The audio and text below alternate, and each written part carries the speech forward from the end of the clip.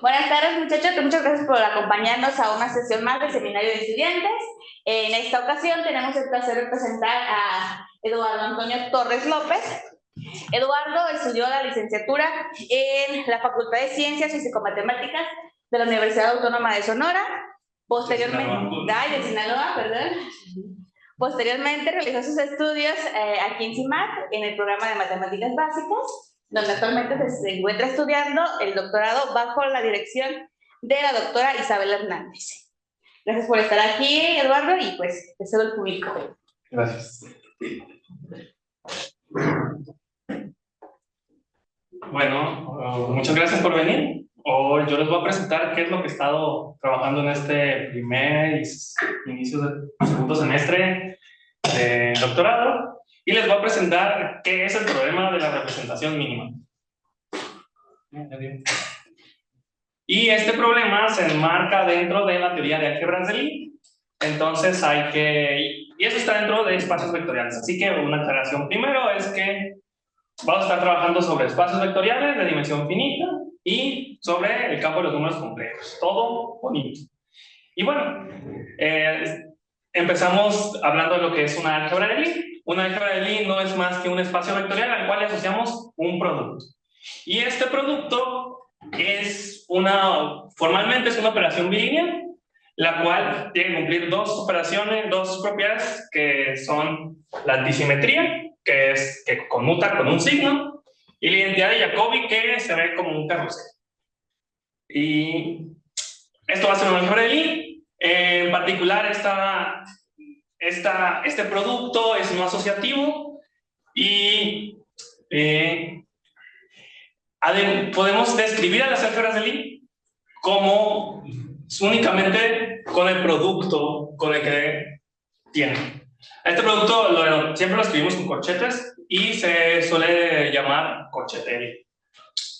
Y pues estamos en un espacio vectorial de dimensión finita, podemos tomar una base.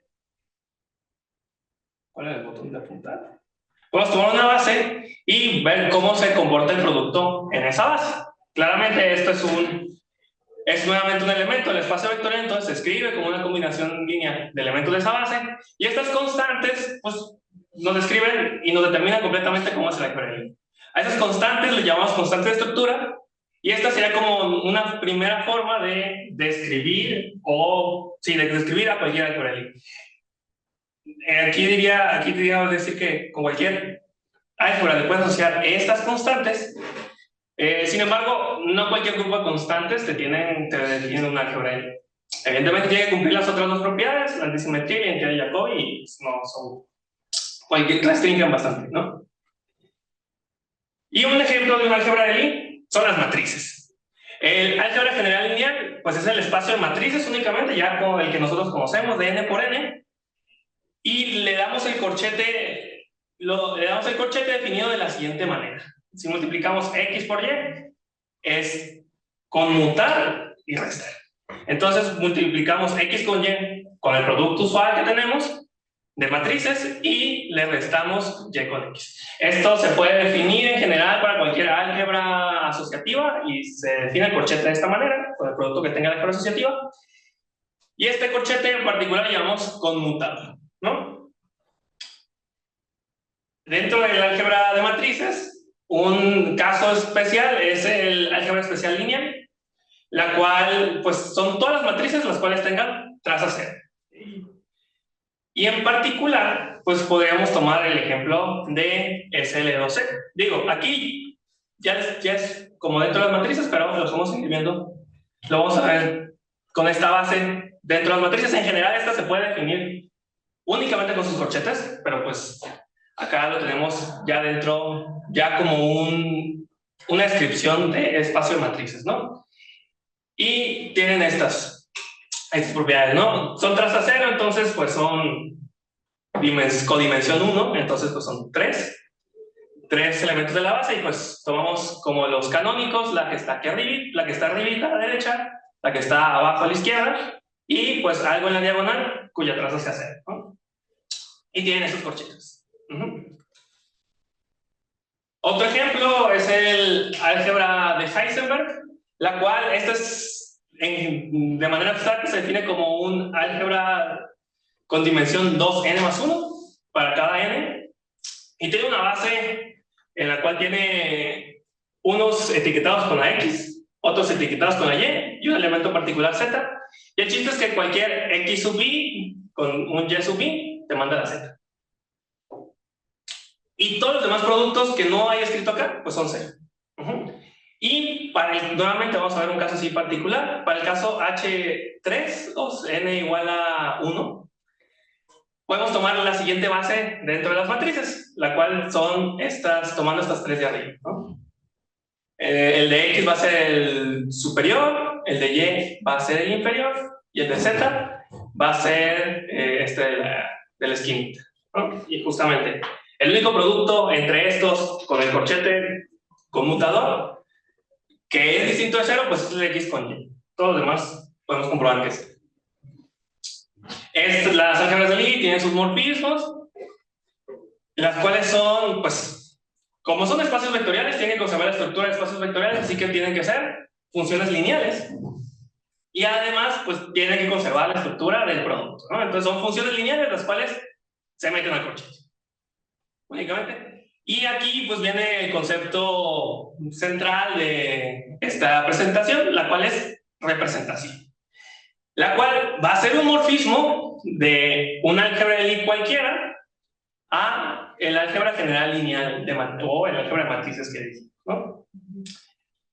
Y más aún diremos que una representación es fiel si esta es inyectiva. Entonces, solo vamos a ver morfismos que caigan dentro de las matrices. ¿Y cuándo existe una representación fiel?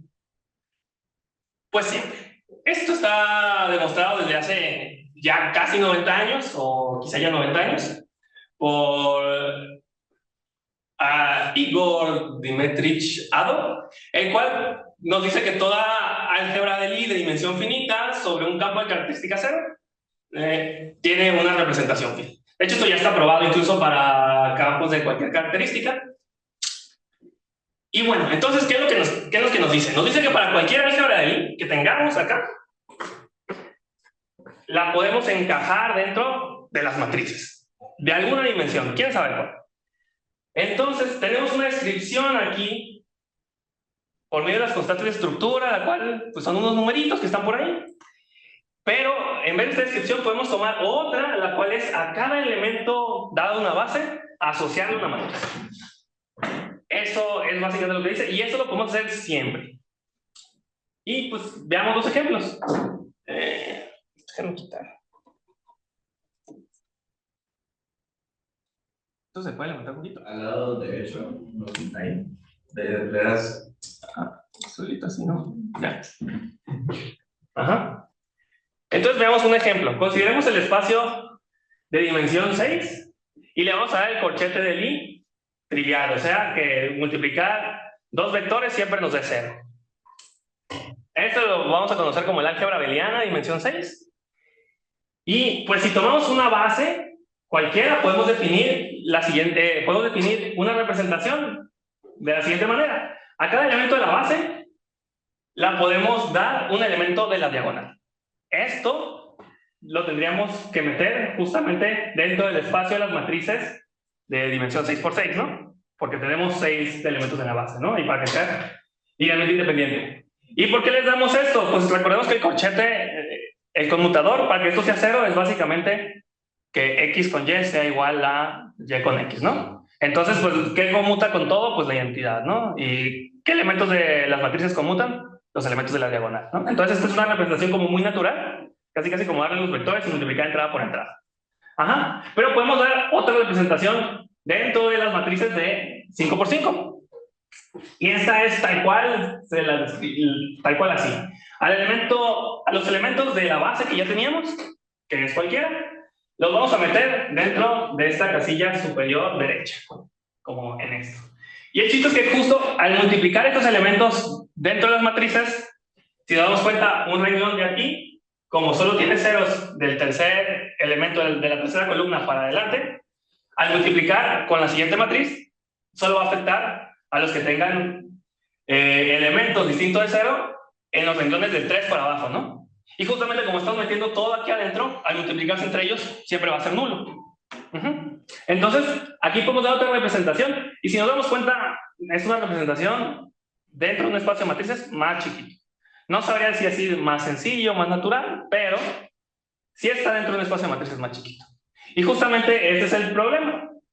¿Cuál sería la representación fiel de menor dimensión? O sea, ¿cuándo podemos meterlo en un espacio de matrices chiquito? ¿Y en cuál sería el más chiquito en el cual lo podemos meter? ¿No?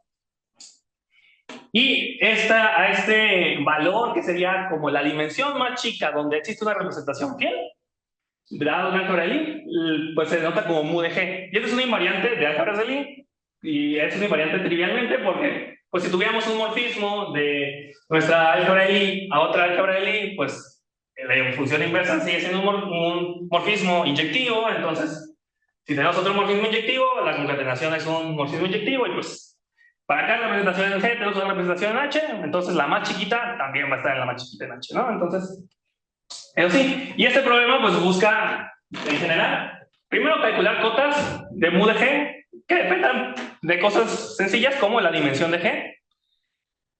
Después, más, tal cual sería calcular el valor de este mu de G, dependiendo qué tipo de álgebra de Lie sea, hay varias. Y además, ya que tengamos el mu de G, pues tenemos una representación explícita, ¿no? Algo constructivo, algo que nos sirva para calcular cosas. Ajá. Y pues, ¿cómo trabajamos estas cosas? Pues primero hay que ver como la clasificación de las álgebras de Lie. Ahora, veamos.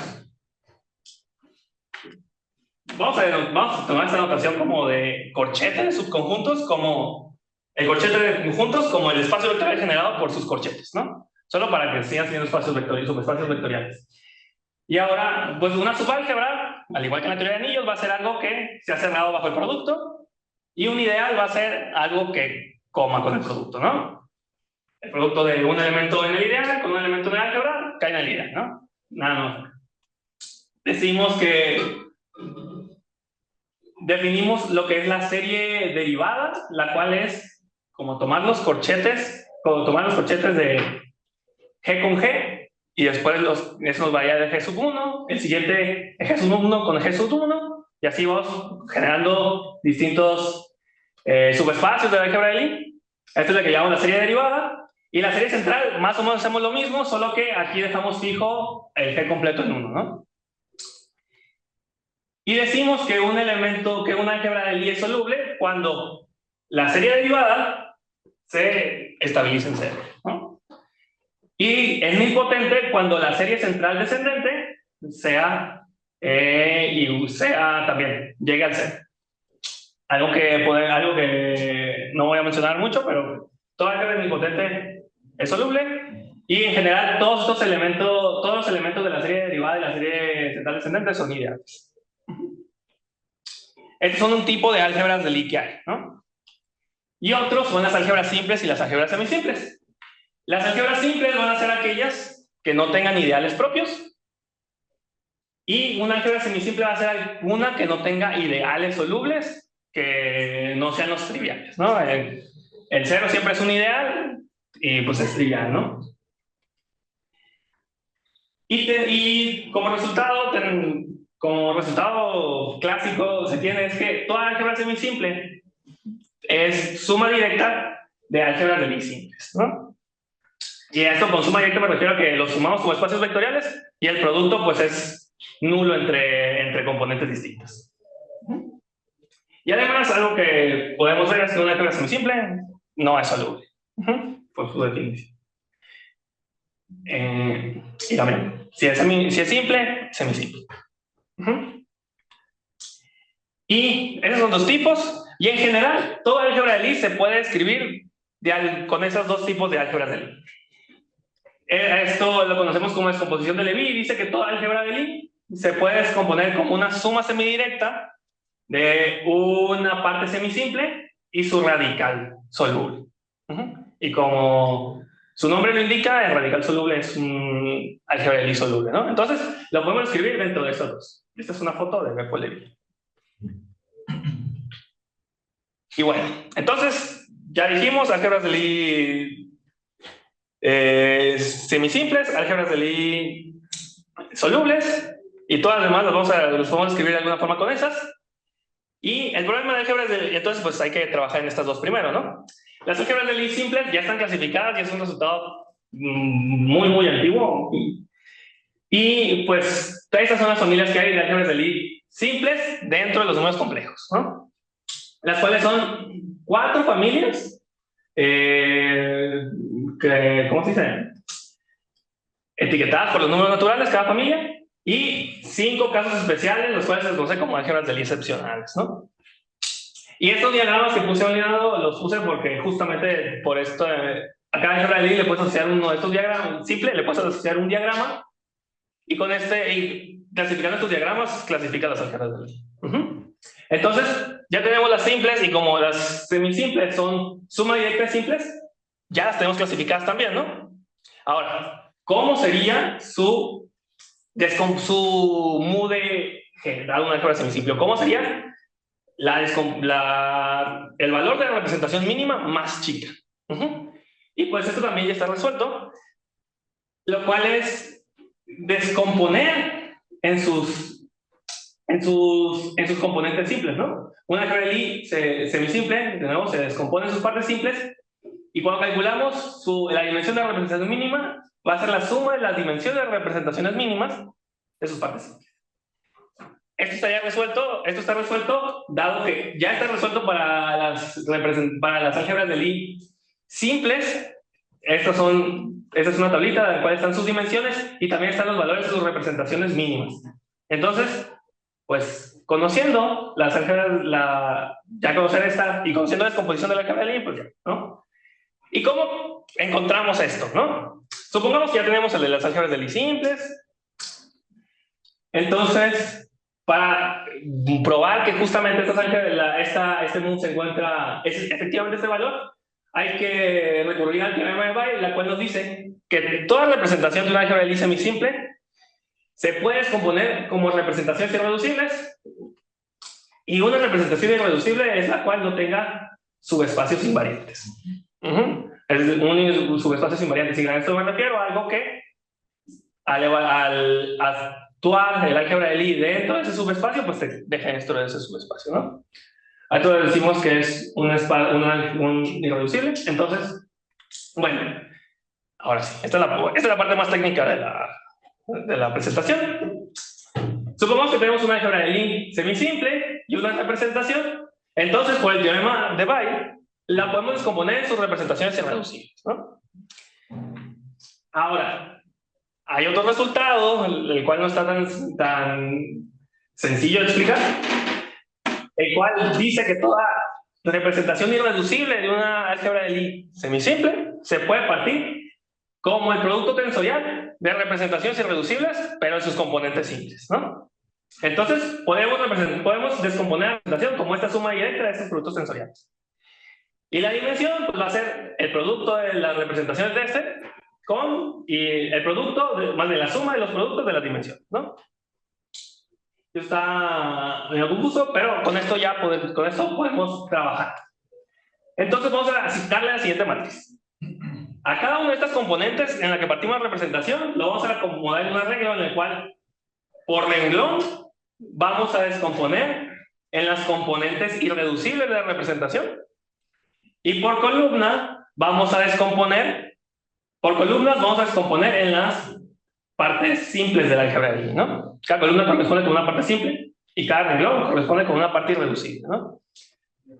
Algo que hay que notar es que el kernel de la representación completa va a ser el kernel de la intersección de los kernels de sus partes irreducibles al partirse en suma directa, y por la forma en la que está construido el producto tensorial de las representaciones, el kernel de cada una de estas partecitas va a ser la suma de los kernels, ¿no? Y bueno, entonces tenemos las dimensiones de estas representaciones, ¿no? Si alguno de estos valores es 1, significa que ese cachito corresponde con una representación trivial. Entonces, vamos a ver que ninguno de estas columnas puede tener puros unos, o sea, corresponder con puras representaciones triviales. Porque si tuviéramos eso, o sea, la columna P, si la tuviéramos por acá con puros unos, significaría que el kernel, más bien, la representación ρ y P es una representación trivial. Eso significa que todo el álgebra de Lie, que en este caso sería la componente pésima, está dentro del kernel, ¿no? Y como el kernel de ρ y, de ρ y es la suma directa de estos, pues la parte pésima simple de nuestra álgebra de Lie está dentro del kernel de cada ρ y, ¿no? Pero esto es para cada ρ y que tengamos, entonces está dentro de todo el kernel. Entonces, esta representación no es fiel porque tiene un kernel distinto de 0. Entonces, primero, algunos de los valores en cada columna tiene que ser distinto de 1. Y eso significa que corresponde con alguna representación fiel. Y ahora, supongamos, ahora ya nos fijamos por renglones, ahora nos fijamos por columnas. Supongamos que tenemos nos fijamos por columnas, ahora nos fijamos por renglones. Supongamos que tenemos una columna y que hay dos valores, aquí le puse el pésimo y el enésimo, que son mayores o iguales que 2. Y esto nos corresponde con representaciones no triviales. Entonces podríamos justamente como que construir otra nueva representación y su nueva matriz de esta manera, en la cual como que copiamos este renglón dos veces, pero sustituimos uno de estos dos valores por un 1, por una representación trivial. Y esto pues parece una descomposición más grande, pero en realidad cuando calculamos la dimensión de esta nueva representación, la de la nueva matriz, P', al calcular sus dimensiones, pues como solo manita, o sea, como teníamos el producto, la suma de los productos, pero pues de todos los renglones menos el que cambiamos, el producto de todos menos los valores que estamos reemplazando por unos, y dado que la suma de dos valores mayores o iguales que 2 es menor o igual que su producto, pues tenemos que la dimensión de esta nueva representación relacionada a esta nueva matriz corresponde con es menor o igual a la representación con la que iniciamos. Con esto tendríamos que, si tenemos más de un valor distinto de 1 por renglón, no estamos en la mínima, podemos irnos a una más chiquita. Y dado que y también, si tuviéramos más de un renglón, más de un valor distinto de 1 en la columna, pues estamos sumando cosas más grandes, entonces también nos está estorbando. Así que la representación mínima correspondería con una de estas matrices, en las cuales solo hay un 1 por columna y un 1 por renglón. Perdón, un valor distinto de 1 por columna y un valor distinto de 1 por renglón. Y eso justamente corresponde con esta acá, ¿verdad? Con esta representación. En cada componente del tensor, solo a uno le estamos asignando una no trivial. Entonces estamos sumando como una representación irreducible en cada componente simple. Y justamente con eso encontramos ya que la representación mínima de las álgebras semisimples se consigue de esa manera. Y ahora en el caso soluble, pues es el caso difícil, tenemos muchas dificultades. En general, pues como les había dicho, pues nos enfocamos en el caso soluble porque se descompone en el radical y una parte semisimple, y el radical es un álgebra de Lie solubles, pero las álgebras de Lie solubles en general no están clasificadas. Pero pues tenemos algunos casos en los cuales sí está resuelto, y primero vamos a definir el grado de impotencia de una álgebra de línea impotente como el valor en la serie central descendente donde ésta se nota. Y tenemos como resultado clásico también que si una álgebra de Lie es impotente y tiene grado de impotencia K, su valor de representación mínima es al menos más chiquito que 1 más n. Y pues saben que esta cota está gigantesca, ¿no? O sea, es una potencia, entonces son matrices muy, muy grandes. Y además, si es soluble, que bien, este resultado es consecuencia de este, podemos acotar nuestra dimensión de la representación mínima con este 1 más n más 1 de la n más n, que es aún mucho más grande, ¿no? Pero hay casos donde sí se han encontrado y son aún más chiquitos. Por ejemplo, dimos la representación, mostramos ejemplos de álgebras de Lie abelianas y vimos su representación, ¿no? En general, para una álgebra de Lie abeliana, la cual pues es como lo que les había mencionado, es una la cual tenga sus cochetes nulos, su dimensión de representación mínima está dado únicamente por la dimensión del álgebra de Lie. Que esto va a ser el techito de 2 por la raíz de n menos 1.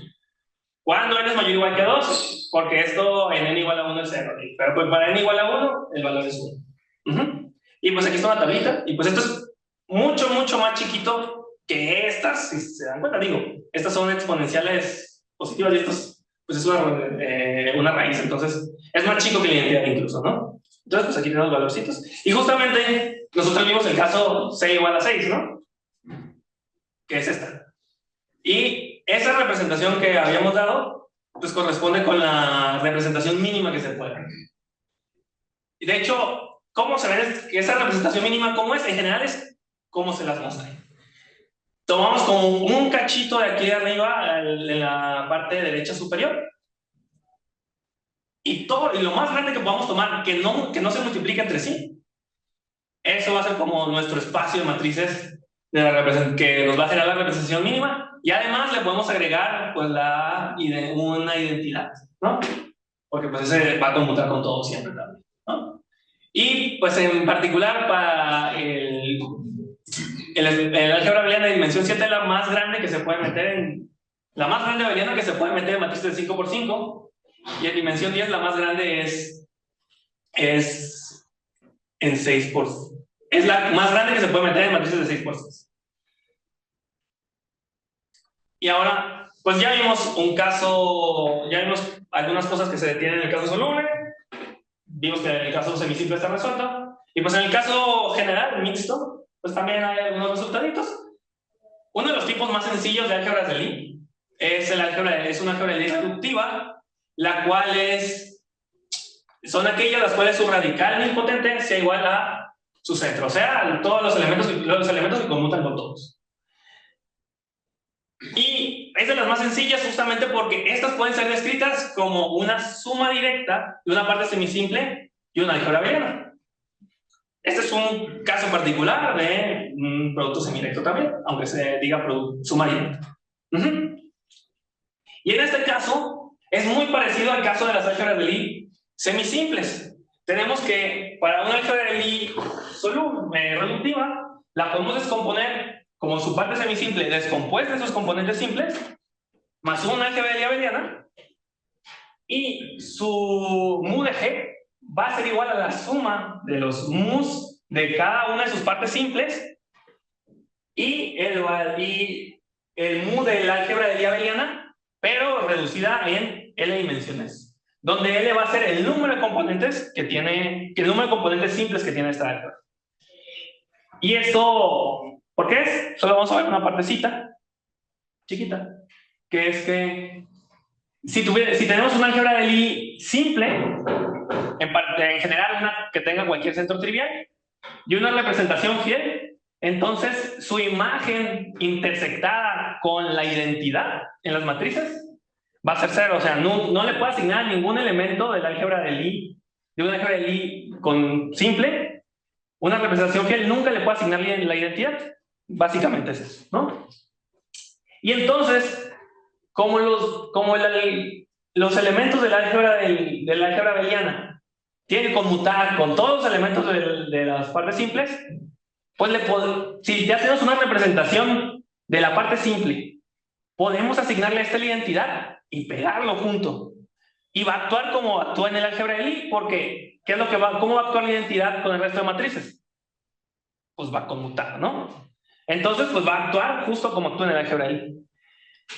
Y en general vamos a hacer eso. A cada parte simple de nuestra álgebra de Lie reductiva le podemos encajar un cachito de una álgebra de Lie abeliana de dimensión 1 dentro de esta parte de la representación correspondiente a la parte simple. Más formalmente tendríamos con esto tenemos que el mu de G es igual al mu de G más una parte simple, Y así, pues, podemos partir nuestro mu de nuestra álgebra reductiva en mu de nuestra álgebra reductiva, pero ahora cada parte simple le pegamos una parte de dimensión 1. Aquí hay un error de dedo. Y pues luego tenemos y esto lo partimos como lo acotamos superiormente por las mus de Hess, por las mus de cada partecita adecuadas, parte de la suma directa. Y pues estos, ya sabemos que es estas partes, sabemos que es el mu de la parte simple, ¿no? Entonces nosotros tenemos la parte acotada superiormente. No vamos a ver por qué está acotada inferiormente, pero bueno, ahí está. Y pues esto es todo lo que les iba a mostrar en general. Aquí están unas partes de la bibliografía. Este artículo es justo donde se prueba este resultado para las álgebras reductivas, de cuál es su representación mínima, y gran parte de la presentación viene de acá. Este artículo es uno en el cual dan otra representación mínima para otro tipo de álgebras de Lie solubles. Y justamente ahí está recapitulado algunos resultados conocidos para las álgebras de Lie solubles. Este es un libro sobre álgebras de Lie. Este es otro libro sobre álgebras de Lie. Este es donde se prueba justamente el mu para álgebras de Lie abelianas. Otro libro de álgebras de Lie. Y este es justo el que encuentra estas cotas grandotas que les mostré, que es de los más antiguos donde se trabaja este problema de representación mínima.